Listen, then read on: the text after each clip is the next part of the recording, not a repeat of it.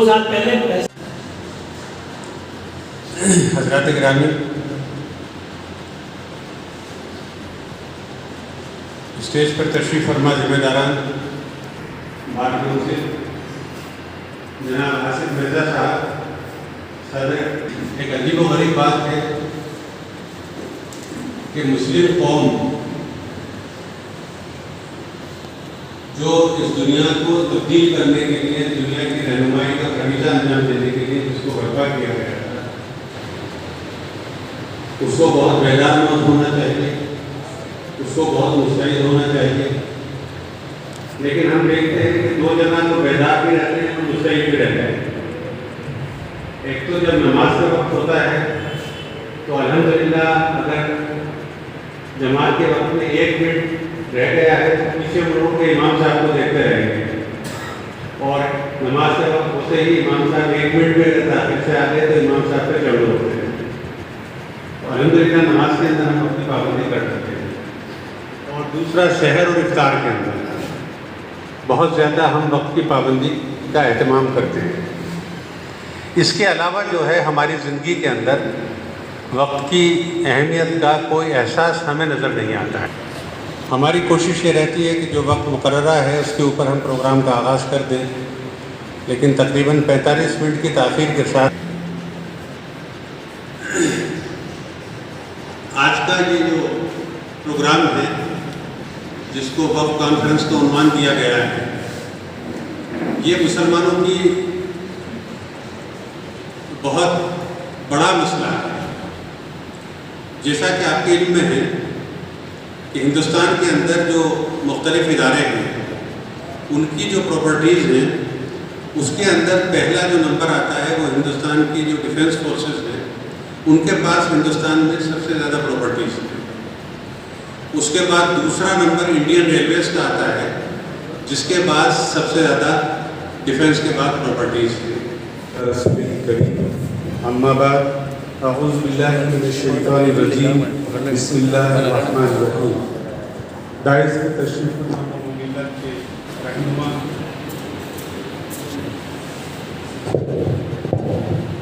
और सामाईन, अस्सलामु अलैकुम व रहमतुल्लाहि व बरकातहू।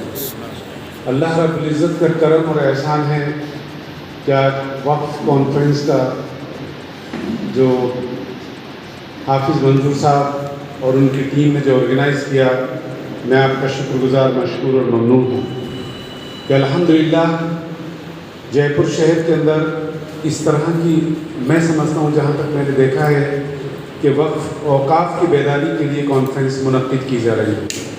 अच्छा प्रोग्राम रखा आपने, और मैं कहता हूँ कि जब आप सब बैठे दिल से, माशाअल्लाह अच्छे काम में आप साथ दे दो, अल्लाह को हज़र नाज़र रखे, अल्लाह आपकी मदद करेगा।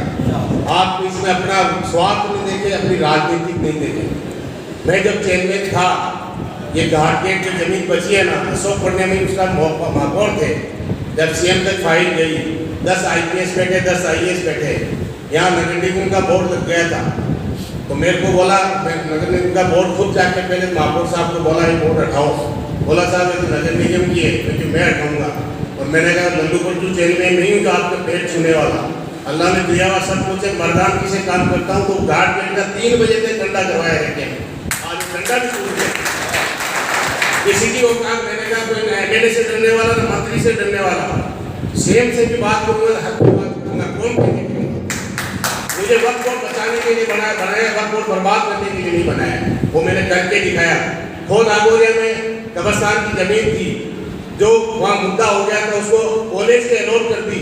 मैंने उसको कैंसिल करा के JDA का पट्टा कैंसिल करा के कब्रिस्तान के लिए करवाया BJP की सरकार में। और वहाँ विपक्ष था, और अपने के विपक्ष वाले मेरे खाई पहुँचते थे, बाकी किसी के बाप से नहीं डरता। कि वक्त बोर्ड में वो चीज़ है कि आप गलत करो या सही करो, जो बोर्ड के मेंबर होते हैं उनकी सहमति से करना पड़ता है। तो उन्होंने बोला सलाउद्दीन जी वो काम कर रहे हैं कि मैं सऊदी रहा, मेरा जज्बा है, मैं अल्लाह से डरता हूँ, किसी के बाप से नहीं डरता हूँ। मैंने अल्लाह से डर के काम किया, मैं किसी से दब के काम नहीं किया। तो मैंने उनको पहली मीटिंग में कहा कि आप अल्लाह को हाजिर नाज़िर रखे, मैं आपका भाई हूँ, आपका चेयरमैन नहीं हूँ, कोई मेंबर नहीं हूँ, कोई मंत्री नहीं हूँ।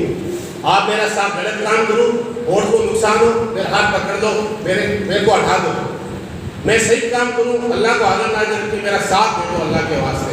और मैंने कहा इसमें कोई दखल करने वाला, आप कहते हैं कि गवर्नमेंट की जरूरत है, उसकी जरूरत है, उसकी जरूरत है, इसमें किसी की जरूरत नहीं है। आप खुद सांसद, उसी में RS अधिकारी, MLA, अच्छे सुखदेव आदमी, अपन 11 आदमी हैं।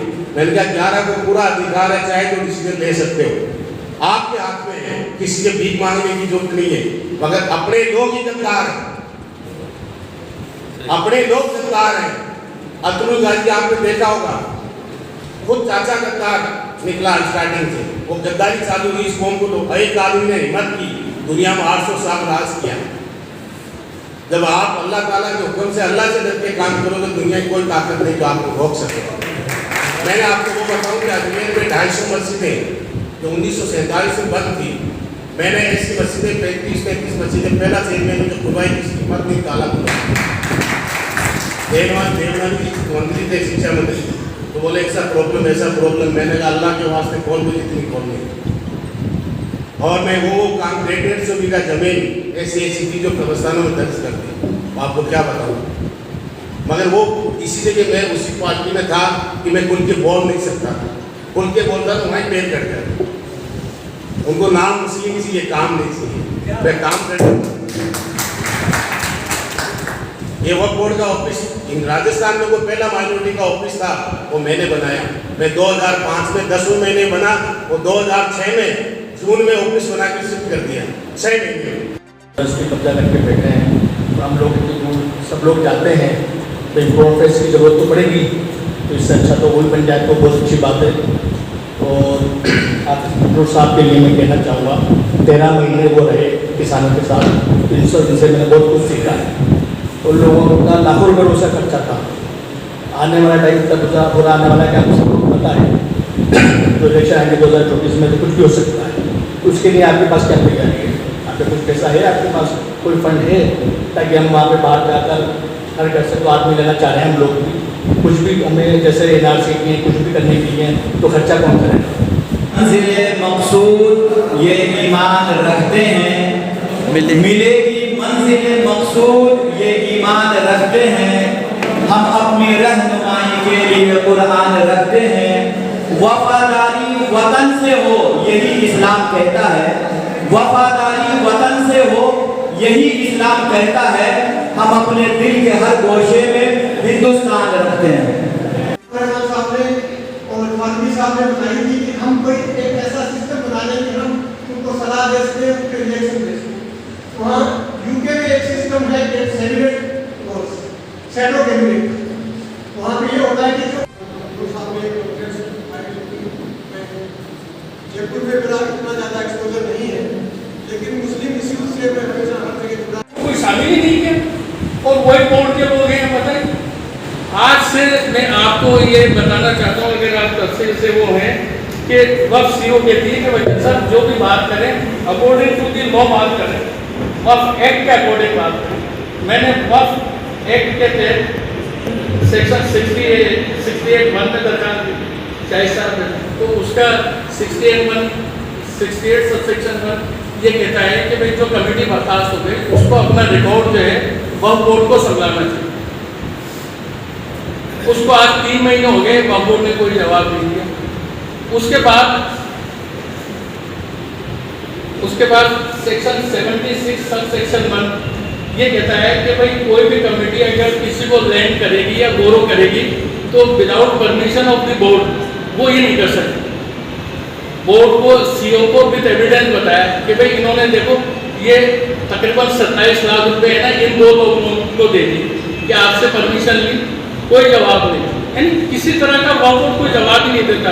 वक्फ बोर्ड जवाब देता है सिर्फ अगर RTI के अंदर एप्लीकेशन रखती है, क्योंकि RTI का कानून गवर्नमेंट ऑफ इंडिया का कानून है और वो एप्लीकेशन से 30 दिन के अंदर उनको जवाब देना पड़ता है, तो वो उसका जवाब देते हैं। और कुछ अगर चेयरमैन से मिलने के लिए जाते, अपनी बात कहना चाहते तो चेयरमैन बात सुनने को तैयार नहीं है, पर्ची देख के है ना मना कर देता है नहीं की है। और ये सरकार के जनता की इतनी अच्छी चीज़ें ये हमें करनी चाहिए। तो हम शैडो कैबिनेट उसी हिसाब से तो नहीं बना सकते, लेकिन एक शैडो कमेटी वक्फ बोर्ड की हम बना सकते हैं जो इस बात पर ध्यान रखें कि वक्फ बोर्ड का इस जायदाद को बचाने के लिए हमें कदम उठाना जरूरी है। तो मेरी गुजारिश है कि अगर इस इजलास में जिम्मेदार लोग नहीं आए हैं जिन्हें हम बुलाना चाहते थे, उसी से जाहिर है कि वो कितनी जिम्मेदारी का एहसास है उन्हें, तो उन्हें हम एहसास घर जाके भी दिला देंगे और सड़कों पर भी दिला देंगे। जमहूरियत का ज़माना है, बिना चिल्लाए बिना शोर मचाए कोई किसी की नहीं सुनता। आप इसी बात से अंदाज़ा लगा लीजिए कि हुकूमत के 4 साल गुजर जाते हैं तब वह बोर्ड बनाया जाता है, और जब ये हुकूमत चली जाएगी तब शायद कमेटियाँ बनाई जाएंगी, और फिर उसके बाद दूसरी हुकूमत आ जाएगी तो ये सारी कमेटियाँ और सारे बोर्ड उस नई हुकूमत के तहत उस जहन से काम करेंगे। हम तो पिसते ही रहेंगे, हमारे ख्यालात सब खत्म हो जाए। तो मेरा मशवरा है कि इब्तदा में ज़्यादा बड़ा काम ना लेकर सिर्फ जयपुर शहर के लिए एक मुस्लिम वक्फ कोऑर्डिनेशन कमेटी बना दी जाए, जिसमें 50-51 मेंबरों को चुन लिया जाए, ढूंढ लिया जाए, जो लोग इसको समझते हैं, इसमें मेहनत कर सकते हैं और अल्लाह की रज़ा चाहते हैं। कि मुझे अच्छी तरह याद है, एक बार वो सीओ साहब सईद अहमद साहब हुआ करते थे सीओ यहाँ पर, तो यहाँ पर पुलिस आ गई। आपको मैं इन्वॉल्वमेंट मैं बताना चाह रहा हूँ, इसके अंदर एक प्रॉपर्टी से दूसरी प्रॉपर्टी खरीदी गई, वो भी सदर साहब ने अपने पर्सनल नाम से ले ली। वक्फ बोर्ड में उसका हमने जवाब मांगा के साथ 27 लाख रुपए यहाँ से यहाँ गया है, आपने उसका जवाब मांगा। आप बोलते कि हम कानून के दायरे में काम करेंगे, तो कानून की धारा फलाना 74 ये कहती है कि साहब अगर किसी भी वक्फ कमेटी अगर कोई प्रॉपर्टी खरीदती है तो पहले वक्फ बोर्ड से इजाजत लेगी। क्या आपसे इजाजत ली? हमें वकालत में सिखा वकील साहब, हमें बहुत खूब आता है, मैं खुद भी वकील हूँ। मैंने कहा आपको डॉक्टर खानवान का वकील कि मैंने वकालत की डिग्री ले रखी। मैंने कहा था बहुत बढ़िया था क्या बारह आज वहाँ लिखा हुआ है खानवान एडवोकेट साहब। मैंने कहा मैं कानून सिखाने नहीं आ रहा हूँ, मैं सिर्फ आपसे इतनी सी इल्तिजा है, जो मौजूदा हालात हैं आप समझे, इस बात को लेकर बहुत झगड़े हो सकते हैं, आप इसमें इन्वॉल्वमेंट लें और इसको जो इलेक्शन है वो करवा देंगे। कोर्ट ने सिर्फ इलेक्शन उस कमेटी को पाबंद किया है जो 3 मेंबर इलेक्शन करा रहे थे। अब हमारे पास कोर्ट ने ये बोला कि आपके साथ आपके पास वोटर लिस्ट नहीं है। अब हमारे पास वोटर लिस्ट भी है, हमने वोटर लिस्ट बना ली है, हमारे राज्य के मेंबरान अब मेंबर बन गए हैं, रहमानी बरादरी विकास समिति बन चुकी है। अब आप करवा दें, लेकिन वो कतई सुनने को तैयार नहीं है। हो कि वो सरकार के चीफ सेक्रेटरी से लेकर कलेक्टर तक बात करे तो उसकी बात को सुना जाए, उसका एक लेवल तय किया जाए कि सीओ इस लेवल से नीचे का आदमी नहीं होगा। चाहे इसको उठा के लगा देते हैं, उसके बाद फिर बोर्ड की तो शाहिद भाई ने बताई थी कि 10 महीने से मीटिंग भी नहीं हो रही। तो ये चीज़ें ऐसी हैं जिनका हम सिर्फ उन लोगों को छोड़ दें जिनको सरकार ने लगाया है, तो यही हाल होने वाली है। मैं आप सब लोगों से गुजारिश करूँगा, यहाँ जितने भी लोग आए हैं सब बहुत बेदार हैं, सब बहुत कंसर्न लोग हैं, सब समझते हैं इन बातों को। तो कम से कम हम बाकी सब काम हमारे हिसाब से करते रहे हैं, लेकिन जहाँ तक हमारे मुआशरे की, हमारे वक्त से रिलेटेड, माइनॉरिटी रिलेटेड कोई भी इशू आते हैं तो हम मिलजुल के एक प्लेटफॉर्म बनाएं, उस पर हम डिस्कस करें, उसकी तरफ से प्रपोजल भेजें। अल्हम्दुलिल्लाह जो 45 साल में काम नहीं हुआ, हमने तो 5 दिन के अंदर कर दिया। हमने तो अल्लाह की तरफ से 5 दिन के अंदर मिले। शायद ना वक्फ बोर्ड के कोई आदेश हमारे पास में थे, ना कोई कलेक्टर के आदेश हमारे पास में थे, ना कोई कोर्ट के आदेश हमारे पास में थे, ना आज। लेकिन मौके के ऊपर सुपड़ा साफ कर दिया और 1510 गज जमीन को पूरा मुकम्मल, आप जाके फीता लगा के देख लें, पूरी 1510 गज जमीन को कब्जा कर। मेरे बाप की प्रॉपर्टी नहीं है, मेरे बाप दादा ने भी नहीं दी, ना मेरे बच्चों को मिलेगी। लेकिन वक्त ने कोई कोऑपरेशन नहीं किया। कलेक्टर के यहाँ से आदमी आते, नगर निगम से आदमी आते, जेडीए से आते, स्थानीय पुलिस वाले आते, लोगों ने देखा होगा बहुत बड़ा इशू खड़ा हो गया था। अब सब आप तो गवाह इन चीज़ों के कि जयपुर के 4 थानों की पुलिस आ गई थी, एसपी आ गया था, कलेक्टर आ गया था, मैं छत भरना था यहाँ पर। छत भरने तक की परमिशन जो है वक्फ बोर्ड ने हमको नहीं दी। हम नाजायज तरीके से छत भरी, 8 मरतबा में जाके मैंने छत भरी, क्योंकि बजट की भी प्रॉब्लम थी। कंट्रीब्यूट करते थे, कुछ आप जैसे लोगों से मांगते थे और हमारे भाई बैठे हुए हैं शबीर भाई, इन्होंने काफ़ी कंट्रीब्यूशन उसमें किया भी है। तो इस तरह से उसको पार्टली उसको करते थे, जब भी करते थे झंझट होती थी, जब भी करते थे झंझट होती थी।